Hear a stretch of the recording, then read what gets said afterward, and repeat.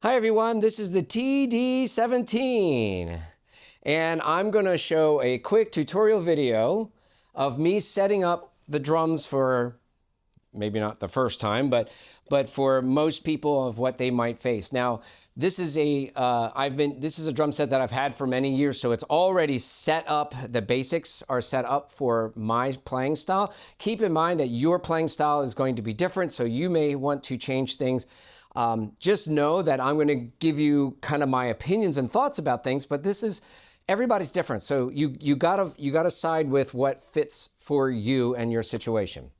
All right, very good. So first of all, recognizing that this is the center part of the rack, and that's the first thing that we have to do. We have to put together the rack, okay? Now, I have my tom-tom L mounts on the outside facing in a little bit because I like to have that little tom-tom slope in. I don't like them all flat.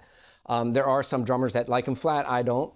So that's, again, a choice on your part to what's best for you. So here I've got the tom-tom. These would be considered the mounted toms. If you were thinking of this as an acoustic drum set, you would have these as a rack, and your kick drum would be like here, basically. So now there are two arms that come with this kit.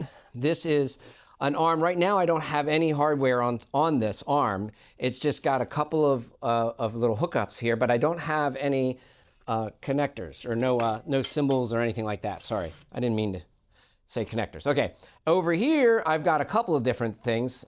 This one is meant for the dual floor tom kind of tom-tom feel, the style, okay, for a drum set. So you can see that there's a different hookup right here for this one, and that is for the ride cymbal. That's just where I place the ride cymbal. Now I used a different metal piece here to connect to the rack. I did that so I can get the length from this piece right here. I felt that that would give me the best playing surface or playing area, so I can move it around if I need to.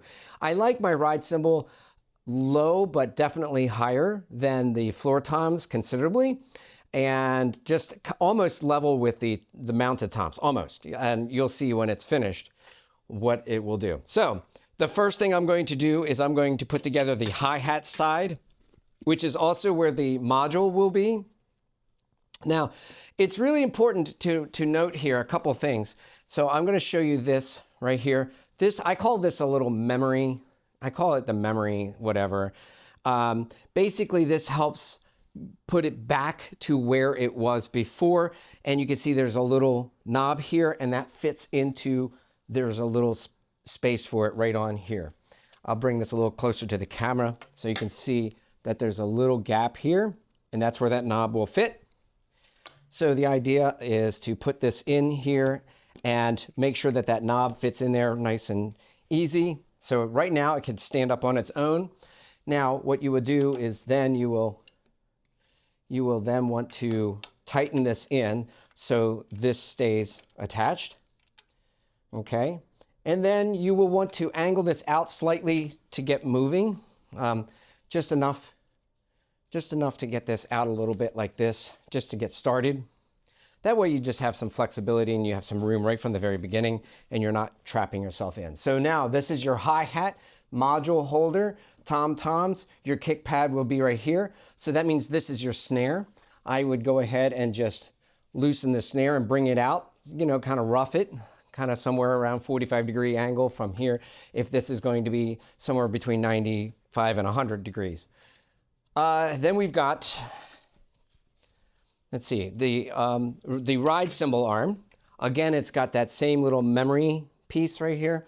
So that's going to help a lot and help you put it in the correct place. And it's also, if you use the leg over here, you can see that the leg is already at a certain height. So if you just use that to help you guide this part in. So you put it in, the memory piece locks in, and then you just bring this down to where the leg hits the floor right here. And then you know that you've got that. Now I'm gonna open it up a little bit more because I know for a fact that I need a little bit of room for the ride cymbal and so forth. So this is, like I said, for the tom-toms, floor toms, and these are for the rack mounts. So typically the way I play, I like to have the toms angled in a little bit. So I have this at a slight angle, and you could do all kinds of crazy stuff. You can move it like that or like that. That doesn't make any sense to me, but everybody's different. So if it makes sense to you, go for it. I just basically have the floor toms kind of angling in a little bit. Again, this is my ride cymbal stand. Okay, so now that I have the basic setup of this, I'm going to add the other hardware. So I've got the cymbal hardware. So here is one of the crashes. Typically, this is about the height that I would want that. Just about, I don't know, what is that, 4 inches or so? Looks like it's about 4 inches from this nut to the actual harness there. I'm going to do the same over here. Hopefully this won't give me any trouble. And again, this is all, you have to kind of mess with it. It'll take a little bit of time the first time you do this, but if you mess with it a little bit, it should help you get this into, yeah, there you go. Took a little bit of effort. Again, just about 4 inches or so gives you a lot of room, a lot of flexibility. If you need it to be higher, you've got those options. You've got tons of options. So now typically, for the way I play and the way I hook it up is I usually run these on the outside, but that's okay. So right now the cymbal arm is on the inside and the cymbal arm is on the inside. So typically for what I do, I need it the other way around. So I'm going to go ahead and just do that real quick. I want it on the outside of the kick drum area. This one gave me troubles earlier and is giving me troubles again. It's just, I don't know why it's so tight in there. Okay. Yeah, there we go. That took a little bit of energy, but not too much. So now that's better. I like the cymbal arm on the outside of that. I think it gives me a little bit more flexibility, a little bit more room to play with. And again, once you set it up, you'll probably, I remember when I first set it up, I changed things pretty much every day for a week or so. And then I settled into what it was going to be and what felt the best to me. So again, these arms here will allow you to raise the cymbal up a little bit more if you need it to. I just kind of have it kind of matching. I have these two pieces close to matching right now, kind of just as a general rule of thumb. Now I've noticed that I put this in at a pretty steep angle and I need to make that go out a little bit. The best way is just to loosen this one and give it another shot. And then we're going to put the hi-hat stand in. Now there's this hi-hat stand. What I have now is I have it very straight forward. So if you're doing it that way, then you literally can just put it in straight ahead and tighten it in for now. I'm going to restart from the kick pad. So the kick pad should be about 2 or 3 inches away from the rack, and that will give you enough flexibility. So that's basically what you want to do there. Now, with this particular kick pad, okay, sorry, I had to lower the camera here to make sure you can see this. There is a little metal bar right here. And there is a chance that you might want to adjust this at some point, but typically right now it's kind of in a good place. So you don't need to really mess with it a whole lot. It goes with this pedal really easily. And as you can see, there's a little clamp here, and that clamp gets tightened down by this lug nut. It'll tighten that clamp around the metal bar right here. So you take the metal bar, you put the clamp on it. Typically I only hand tighten. Occasionally you might want to think about using this like to tighten that, but really honestly you don't really need to. Now this is what to be careful of. So I'm using that just for an example so you understand. Now watch this. If I turn here, this is going to come towards you. So you just got to be careful about that. You don't want that to necessarily happen. You want this to be flat. So that is when you will definitely want to not tighten it too much, or you may want to adjust the metal bar on the bottom that I showed you. Okay, so we're going to put that in there, and that is ready to go. All right, hi-hat pedal. That's basically roughly the hi-hat pedal should be somewhere close to underneath the hi-hat. The module is the next thing that you want to put together, and basically all you have to do is put that piece on here and it locks into place. So that's pretty sturdy, that ain't going in anywhere. And then what I've done is I've put it so it's right here. Let me move the camera so you can see that. So now I've put the module all the way at the end. And then I've tightened that in. So there's the module. Notice that I have not put any wires up here. I did that on purpose. I may have mentioned it before, but just in case I haven't, it is so much easier to set all of this up without the wires first. Once you add the wires, you will want to put them in place so you can really securely keep them locked down so they don't get moved and they don't get ruined or anything like that. So I've actually done that. I've actually messed up wires in the past, so I had to buy a new harness for the module. The power cable for the module just plugs into the back. So the back is right here. So there's the power input. And then you got your headphones, and then you have some outputs right here. You have an auxiliary in, and this is also Bluetooth in. So you have an auxiliary in if you have like a little 1/8 inch stereo plug. You can plug right into that, or you can just Bluetooth directly into it. The Bluetooth works seamlessly. It works fantastic. I love it. These are two external pad inputs. Now, the way I'm designing this drum set is that I do use one of those. I use it for the second floor tom. So I actually have 4 tom-toms. And what some drummers will do is they might have like a tom over here, but they'll make it like a special effect, like a cowbell or some other kind of percussion piece or some other kind of interesting sound they can put over here, and then they run the regular 3 toms, the 2 mounted and the 1 floor. That's what some drummers would do, okay? That's not how I did it. I did it as 4 toms. Okay, so now the next thing that I would do would be to put together your toms, not your cymbals. So you have 4 toms and a snare drum. What I do is I use the one that has the black hardware right here as the snare drum. It's a newer pad, and you want the absolute best sensitivity, which the good thing is all these drums are in super, super great shape, and they all feel really, really great, even though they're kind of old now, a few years old, but they work really, really well. So now that's my snare pad. Well, usually I like my tom-toms a little higher, obviously, and then slanted towards me. So I took that was an 8 inch snare drum. This is a 6 inch tom.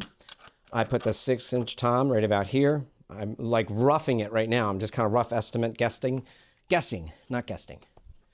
Here's a 6 inch tom as well. And if you angle them in towards each other, it kind of feels more like an acoustic drum set. And I'm noticing that the slant on this one is different from this. So what I'm going to do is just loosen this up, pull it up. I'm very particular about that. Not everybody is. I am. I like that to be even. And I'm going to even do it even more in a minute. So now I'm going to put in the 2 floor toms. I like the floor toms roughly the same height as the snare, but I angle these in. So the snare I like flat, mostly flat, but the tom-toms, the floor toms, I definitely like these angled in a little bit like this. Now, what gives me a little bit more leg room is by moving this tom in this direction and this one in this direction. So now that kind of opens it up so I have a little bit more leg room. And I'm going to put this in here, and I'm going to loosen the hi-hat. See, I'm already making adjustments because I know what I want. Probably most people, their first time, they're going to be like, well, I don't know, this looks good to me. All right, there are a bunch of cymbals here. So we have 3 of these, 1, 2, 3. Those are basically your hi-hat and your crash cymbals. This one is a 13 inch, and this one is meant to only be a ride cymbal. So this one is specific to a ride cymbal. Those can be anything you want them to be. So I am going to take the 13 inch and I'm going to move it over to here. And I'm going to show you what this little metal piece here is for. So this little piece right here, I'm going to give you a little close up. This little piece right here helps keep the cymbal from turning while you're playing. So with a ride cymbal, two things are really important. You don't want this to be turning on you because the best part of the sensitivity is in the front of the pad, okay? Playing in the back part is not going to be as nice or as accurate. The second thing is I use a thicker little washer here, felt washer, and I put that in there. And the reason is because I don't want to chase the ride cymbal. So when you're playing a ride cymbal, if you have this kind of thing going on, that would be really distracting. Trying to keep your stick from playing it at the same exact height and everything like that would be just crazy. So I usually tighten this fairly good. I mean, you don't have to make everything like tighten enough to, you know, that it's going to break or anything. That a little bit of give is perfectly fine. You see how that's much better? Tons better than it was a few minutes ago. Okay, so now for the crash cymbals and the hi-hat. So let's do the crash cymbals first. Piece of cake. Again, there's this little piece in here to hold the cymbal straight. It'll hold that. That will keep it kind of, that little bar, that little ridge. The ridge is probably the best way to call it. And now for crash cymbals, a little bit of flexibility is okay. You have to decide how much for you personally. That is definitely, you know, a personal call. But typically something like that for me is fine. A little bit of wiggle there because I'm generally not riding on it. I'm usually just crashing the crash cymbals. So this one here I'm going to use as the crash cymbal over here. Same exact idea. And you can see how easily this comes together. I think just the hard part is really honestly just getting a feel for it and just constantly making adjustments until you're really settled. Okay, there's that ridge. Put that on this one. And let's say you want to change that ridge. By the way, you can just, like, say you wanted to have a little bit more of an angle, you can just loosen it with the lug wrench and you can move this around. That's how simple that is. You can actually do a little bit of edits or changes with this as well, but typically I'd rather change it from the actual piece itself. So there you go, another crash cymbal. So you got crash, crash, ride. Now we're gonna get to the hi-hat. Now I can see right now that the hi-hat is way too low. So what I'm gonna do is I'm gonna raise it up this way first. And then I'm gonna use this lug wrench to take this piece off and take off the top felt washer. So this felt washer needs to stay on the bottom. You can see that there's little ridges here to keep it in place. That's just to help it keep sturdy and steady. So this isn't necessarily a hi-hat cymbal per se. It just is a crash cymbal that you can use as a hi-hat cymbal. It's the same exact function. So there's no reason to really get a hi-hat cymbal unless it actually opens and closes. You know, other than that, this cymbal is fantastic. It has great feel. So there you go. The whole entire drum set is set up. So the next thing would be adding the wires, which I'll do in another video. The wires plug in underneath the module. There's a little harness spot. It looks like a serial printer port from back in the day. And then you run the cables along the rack, and then you can tie them down with these little Velcro pieces to kind of make it look nice and also keep the wires safe, because I have damaged wires before and I've had to replace them. So just keep that in mind. Now the harness comes with wires for every one of these instruments except for one. So the way that I have it set up right now is that this tom-tom here is on a separate auxiliary input in the back here. And that particular tom-tom can be whatever you want it to be. Right now it's a splash cymbal and a China cymbal or something like that. But you can change it to whatever you want it to be. Most of the time I run these as 4 toms. So it's basically tom 1, 2, 3, and 4. And then I have my ride, I have my 2 crashes, and then my hi-hat, and then there's the module. I will do a little bit of a video on just getting around the module, just being able to manipulate the module very easily just to get comfortable with it. But yeah, this is the kit. Like if I go all the way around here, just kind of show you some of the hardware that we're using. This is the only piece that's not rolling, but that's because I wanted the sturdiness and I wanted the height that I can get from that particular stand. You can see that I have my tom-toms. These are all tightened pretty good. You know, this little ball joint here allows you to do a lot of flexibility to move this up and down, whatever you need it to do. And then I put the tom-toms on the rack on the outside of the barn and the floor toms on the inside to keep them closer to me, okay? So I wanted the floor toms a little bit closer to me, so that's why I did that. And again, these are the little Velcro wire harness pieces, and then your wires. Okay, so here are the inputs. I'll just show you that real quick. This is your headphones all the way in the back here. Then you've got two outputs. If you've got a stereo system or any kind of system that you want to plug these into, any kind of amplifier system, you can plug them right into here. This is a little 1/8" input that you can use from any other device. This also has Bluetooth, which, by the way, and the Bluetooth works seamlessly and it works wonderfully. This is a MIDI out. Nobody uses that anymore, practically. And then here you've got your two auxiliary. You got your two auxiliary inputs here. You can use these for toms or cymbals, whatever you want. You manipulate the module to get exactly what you need or what you want out of that. And then your power adapter. And then underneath, here is where your harness is. Let me see if I'm showing that right. So that's where your harness will plug in, and then you run the cables and so forth. So that's the idea behind this. I hope you have a great time with this. If you have any questions, please let me know. And I will do a wiring video, and I will also do a video on the module next.